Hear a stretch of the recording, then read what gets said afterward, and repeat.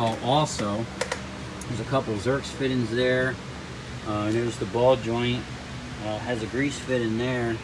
But the one on the top, for whatever reason, they didn't put the grease fitting in. I'm going to see if I have them to put them in. These ball joints were just put in before this truck sat, so hopefully they'll be good for a good while if we just keep them lubed up. I know I need to do mine on my truck, and I'll do a video on that. And okay, so I was able to get a Zerx fitting in there, and as you can see, we got grease coming out of the top, so we know we got good grease going in there. I greased the universal and I greased the bottom. I watched that swell up, so I know grease got in there. And then on the universal, I always like to put a little grease, spin them, or anything really that you can get spinning. When you pump the grease into it, you know, rotate it around and then pump some more in, so that it kind of pushes out the other stuff. And then we can see now that this has good hub bearings. Things are spinning free now. So we're gonna go ahead and button this back up and bleed the brakes.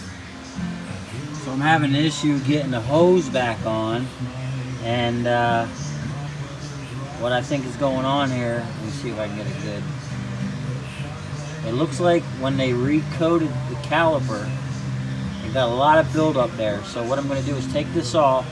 I'm going to plug the hole so nothing gets down in there. You don't want to get debris down in there. And then I'm going to take a file and just run that down there a couple times. Hopefully it'll just knock off and this thing will screw back on. Okay, so I got it on, got it tightened down. We're about to bleed the brakes. I just wanted to show you that this is moving back and forth pretty good. And it's very important that those springs get put back on the brakes. And what that is basically it's that, and that's really the only thing that pushes those brake pads back off the rotor. Otherwise they'd be constantly dragging and heating up and wearing out. So make sure they come with new ones. Always make sure that they're on there. So I just wanted to show you this before I bleed them. I got everything on, and then what I did is I just opened it up, and it's already dripping out fluid, which is a good sign that it's already pushed most of the air out. So we're going to go ahead and bleed this out though the right way. It takes two people, and we'll get it done and button this side back up. So this is the driver's side. And these were kind of sticking. What we're going to do is just take them off and pump the brakes with them off so I can see what's going on and see how hard it is to push them back. And we're going to see if we can't salvage this caliper. Okay, as you can see, one piston's coming out a lot further than the other. And what I did is I actually ran them out a couple times, and I put the clamp on there and I squeezed them back, and I brought them both out evenly with the pressure on the clamp, and I backed the clamp off and pumped the brakes a little more, backed the clamp off, pumped the brakes up, so they were coming out. But getting them back in took so much force with the seat clamp that there's no way that that's not going to stick going down the road. Oh, and also, whenever you're doing brakes, I like to always have a bungee, because, you know, you'll set the caliper up or try to put it on the spring or something, and then it could wind up falling, and, you know, you don't want to be jarring on this or damaging this at all. So just keep a bungee around when you're doing brakes. So I'm going to pull this off, and I'm actually going to see if I can't pull these out and clean them up and lubricate them. Okay, I got it off and on the bench. As you can see, one side's coming out. Now what I did is I put this clamp on here because I'm going to control how these come out. I'm actually going to put air back here and push the cylinders out. Now what I put this on here for is one piston would just pop right out. So what we're going to do is control them, try to get them to come out evenly with the air. That way we don't have any issues. So I'll put this on the bench cam, and this is the first time I've ever tried this, so bear with me. Let's get a better view, and let's get it done.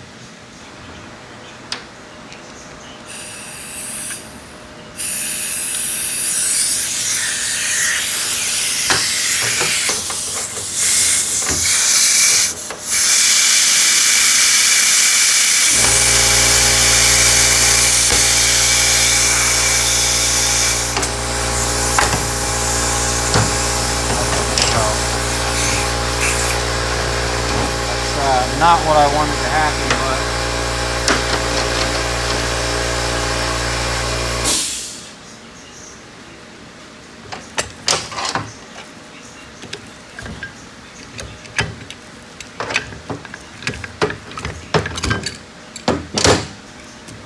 okay. One of them popped right out, and I don't know. Let's see. It looks in good condition. I mean, there is some marks where it was dry, I guess, when I was driving it. But we're gonna lube these up, clean them up, see if we can't get them back in there. And see, that one's stuck. So we might have some issues trying to get that out.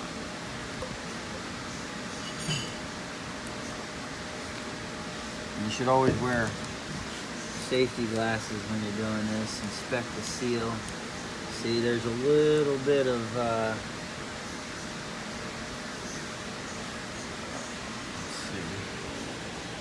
let's see, there's some rust just on this side of that seal.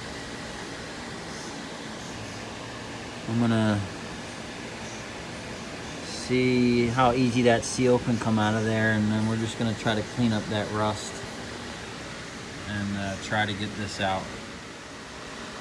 Okay, so I got the other one out. Basically what I did is I put the one that popped out first back in, just to where it was touching the seal, and I put the clamp on it and put air back to it, pop the other one right out, no problem.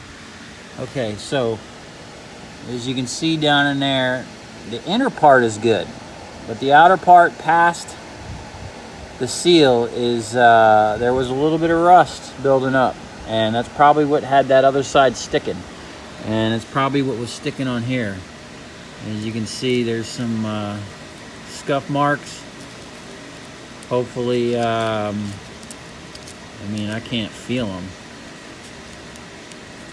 So hopefully they're not too bad. I'm gonna clean this all up, get everything real clean, lube it back up with some brake fluid, and put it back together and see if it works. And then I'm probably going to do the same thing to both rear calibers, just because of the condition that this one was in. If I can salvage this one, then I'll do it to the other ones. The price of the calibers weren't even that bad. I think it was like 58 bucks. So even if I gotta replace it, you know, it's not bad. But at least you can see how these things come apart, and see if we can't get it back together. Oh, and let's see. Look at that, was on the outside. So there was definitely some stuff going on. And you know, if you don't want to replace your calibers, if you want to save money on some routine maintenance, I suggest take it apart, lube everything up, clean it, get the crap out of it. Probably lasts forever if you did regular maintenance on it. And then the seals, it looks like my buddy does hydraulics. I can probably get that seal all day long. So I'm gonna clean this up, get it back together, and see where we're at.